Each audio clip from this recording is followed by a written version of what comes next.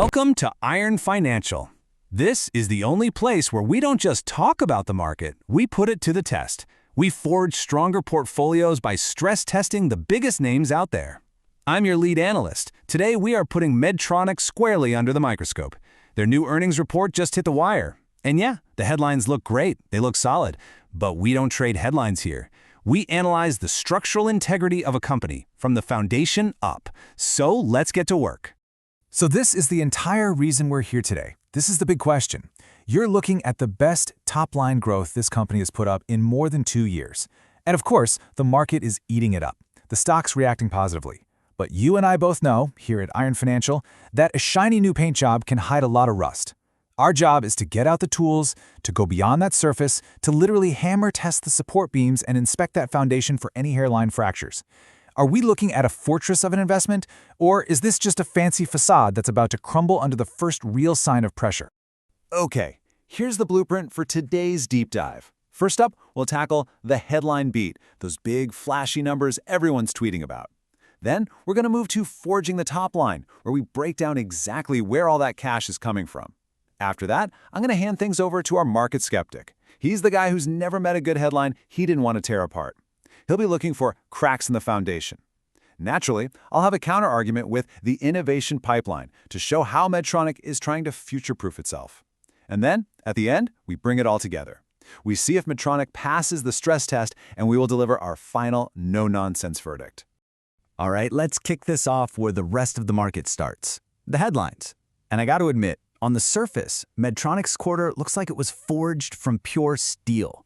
The numbers are huge, they blew past expectations, and they sent a crystal-clear signal of strength right to the heart of Wall Street. First off, just look at this top-line number, $9.02 billion for 1 quarter. I mean, let that sink in. That is a massive, massive figure. But what's even more important is that it absolutely crushed the consensus estimate of $8.89 billion. This wasn't just squeaking by. They blew the doors off that expectation. When you look at the reported numbers, that's a jump of 8.7% from the same time last year. And the company was quick to point out, this is the highest revenue growth they have managed to post in 10 consecutive quarters. That's 2.5 years of performance that they just left in the dust. That right there is a powerful statement. And the good news doesn't stop there. The strength continues right down to the bottom line. Adjusted earnings per share, or EPS, came in at $1.36. And once again, that's a solid beat against the $1.33 consensus. So the two big numbers every analyst on the street looks at first, revenue and earnings, they both came in hot. When you see this kind of 1-2 punch, the gut reaction is to think, wow, this company's foundation is rock solid. But you know us, we know better than to just stop here. This is just the beginning. And here you have it, the official narrative straight from the top. The CEO, Jeff Martha, comes out swinging, saying everything you'd want to hear. Another strong quarter, ahead of guidance, strength of our portfolio. This is the story they are selling to investors, and honestly, based on these headline numbers, it's a very compelling story. The initial blueprint looks absolutely fantastic. So now, let's go inspect the materials they actually used to build it. And that brings us to Section 2, Forging the Top Line. Look, a $9 billion structure is not held up by a single pillar. We need to go in and inspect each and every one of the load-bearing beams. We need to see which ones are really carrying the weight and which ones might be starting to lag. This right here is where we find the real story behind that beautiful headline number. Now this is where it starts to get really interesting. When you break it down, you've got 4 main segments. Look at neuroscience and medical surgical. They're growing, sure, but let's be honest. 2.7% growth, that's pretty uninspired. These are your steady, mature businesses, but they are not the growth story here, not by a long shot. Diabetes, on the other hand, looks pretty strong, at over 8% organic growth. That's a solid contribution. But then your eyes just lock onto it. Cardiovascular. It's a nearly $3.5 billion business on its own, and it's growing organically at 10.6%. It becomes immediately, painfully obvious that one of these segments is doing all of the heavy lifting for the entire company. So let's be crystal clear, because this is the most crucial point so far. Medtronic's fantastic quarter wasn't some broad, company-wide success where everyone did great. No, it was powered by one specific high-performance engine. The cardiovascular portfolio is without a doubt the star of this show. It's not just growing, it is accelerating at a pace that makes the other major segments look like they're standing still. If you want to understand Medtronic right now, you absolutely have to understand what is going on inside this one division. And this is where the story goes from good to just wild.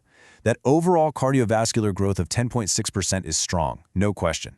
But you have to look deeper. Within that segment, their Cardiac Ablation Solutions business grew by 80%. Globally. I'm going to say that again, 80%. But hold on, it gets even more staggering. Here in the United States, that same business grew by 137%. 137. This isn't just growth anymore, this is a full-blown explosion. This is all being driven by their pulse field ablation portfolio. This one product line is an absolute rocket ship, and it is pulling the entire weight of the company's growth story on its back. It's a phenomenal performance, but it also forces us to ask a very critical question about concentration risk. Is Medtronic becoming too reliant on this single engine? And that sounds like a perfect time to bring in our market skeptic.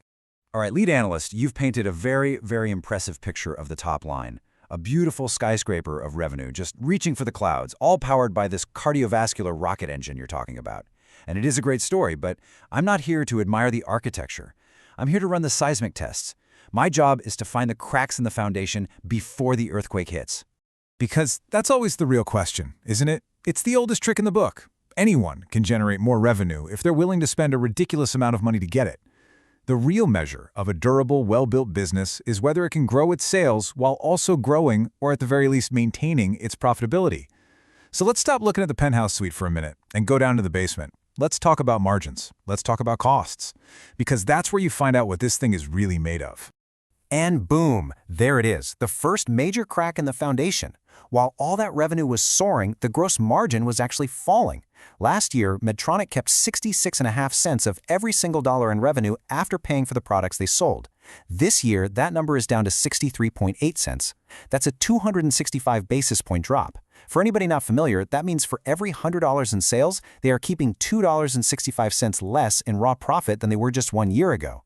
That is not a minor slip. That is significant, undeniable erosion. And it tells me one thing loud and clear. The cost of generating all that impressive revenue is rising even faster than the sales themselves. So, you might be asking, why is the margin shrinking so much? Well, this slide lays it out perfectly. The cost of products sold exploded. It's up by over 17%. Just think about that for a second. The lead analyst just told us that reported revenue grew 8.7%, but the cost to actually produce those goods grew at nearly double that rate. That's not just a headwind, that's a hurricane. And on top of that, R&D expenses are up 7%, and their selling, general, and administrative costs, the SG&A line, jumped almost 9%. Every single major expense line is growing, and in the most critical area, making the products, it's growing way, way faster than sales. Now, they'll tell you this is the cost of innovation, but I have to ask, is it? Or is it a sign of a bloated structure that's losing control of its spending? And let's add one more layer of stress onto this foundation, shall we? Let's talk about the dividend. Medtronic has a dividend payout ratio of over 76%. That means for every single dollar of profit they make, they are contractually obligated to send more than 76 cents right out the door to shareholders. That is a very high number, folks. So when your profit margins are getting squeezed and your costs are soaring through the roof, can you really afford to be sending 3/4 of your profit away? This to me looks like a classic dividend trap. It looks attractive on the surface, but it could be at serious risk if these cost pressures don't let up. It puts immense pressure on their balance sheet, and it severely limits their ability to pay down debt or make a big strategic acquisition without taking on even more leverage. It leaves them with almost zero room for error. Okay, those are all fair points. You've definitely identified the stress fractures. And they are real. No one is denying that. The costs are up and the margins are down. A less experienced analyst might look at that and see a fundamental weakness, a reason to sell. But here at Iron Financial, we look deeper. You call them costs, I call them investments. You see erosion, I see the necessary excavation you have to do before you can build a much larger, much stronger foundation for the future. So really, it all comes down to perspective. Are these uncontrolled expenses that are just bleeding the company dry? Or are they calculated, strategic deployments of capital that are specifically designed to secure market dominance for years to come? Medtronic's leadership is betting everything on the latter. They are actively choosing to absorb higher costs right now to fuel the product pipeline that is going to generate growth for the next decade. They're not just patching holes in the walls, they're pouring fresh concrete and laying down heavy-gauge rebar. And look, this isn't just some vague, hopeful idea. They have a very clear three-pronged strategy that they're executing on. Step 1, spend the money on R&D. That 7% increase you were so worried about, that is going directly into creating the next generation of life-saving medical devices. Step 2, navigate the incredibly complex world of global regulation to get those new devices approved. This is a critical, expensive, and time-consuming mode that smaller competitors simply cannot cross. And step 3, be surgical in the M&A market. Don't just go out and buy revenue, acquire key technologies that you can plug into your existing portfolio to accelerate your own roadmap. And this isn't just a corporate theory. You just asked if they were losing control of their spending. Well, here's your answer. Look at the tangible, real-world results from this quarter alone. They secured US FDA clearance for their Hugo robotic surgery system. That's a massive market they're entering. They got another FDA clearance for the Stealth Axis spine system. Over in Europe, they got the CE mark for their new Sphere 360 cardiac tech, which is only going to feed that cardiovascular growth engine even more. And they executed 2 key acquisitions in CathWorks and Antries. Every single one of these wins is a direct result of that increased spending. This is the payoff. And if you want to see what this innovation actually looks like in the real world, here you go. This is the micro-leadless pacemaker. This thing is a miniaturized marvel. It is a tangible piece of hardware that exists for one reason and one reason only, because of Medtronic's sustained, heavy, and frankly, expensive investment in R&D. This is the exact kind of category-defining technology that creates entirely new markets and builds impenetrable moats. So yeah, the R&D budget is up, but this is what they're buying with it. They're buying the future. All right, we've heard both sides of the argument. We've seen the powerful blueprint for growth, and our skeptic has thoroughly inspected the stress fractures in the foundation. Now it's time to bring it all together, to weigh all the evidence, and to render our final verdict. Does Medtronic pass the iron financial stress test? Okay, let's lay it all out on the table. The bull case is powerful. You have the highest revenue growth in a decade, and it's being fueled by an incredibly dominant cardiovascular segment that is just firing on all cylinders. That's not a fluke. That is a serious growth engine. You back that up with an innovation pipeline that is clearly delivering results, major new product approvals, strategic acquisitions. That's a formidable foundation. But the bear case absolutely has teeth. You can't ignore those contracting margins. That 265 basis point drop in gross margin is a direct hit to profitability, period. The soaring costs across the board are a legitimate concern about efficiency. And as I pointed out, that high dividend payout ratio creates financial rigidity when they might need to be flexible. And let's not forget the killer detail here. Despite that massive revenue beat, adjusted EPS was actually down 2.2% year over year. You can't forge a stronger bottom line if your profits are shrinking. So, after weighing all the evidence, here is our final verdict. Medtronic's corporate structure is absolutely showing signs of stress. The rising costs and shrinking margins are undeniable fractures in the foundation. However, we do not believe these are signs of decay. We believe they are the calculated and necessary side effects of a massive, forward-looking reinforcement project. The sheer power of their cardiovascular growth engine is providing the capital and the cover they need to invest heavily in their innovation pipeline. So while the present shows some strain, the investments being made today in robotics, in surgical systems, and new therapies are actively forging a stronger, more diversified foundation for the long term. This company is absorbing short-term pain for long-term structural superiority. For us, it passes the stress test, but with one clear caveat. These expensive investments must continue to pay off. So we've put Medtronic through the crucible. We delivered our verdict. But the work, as you know, is never really done. This kind of rigorous, skeptical analysis is what separates a durable, lasting portfolio from one that just shatters at the first sign of real trouble. So the final question we're going to leave you with today isn't about Medtronic. It's about you.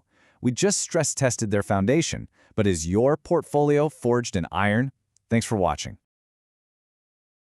Quick disclaimer, everything I share is for entertainment and informational purposes only. I'm not a financial advisor, so please do your own research or talk to a professional before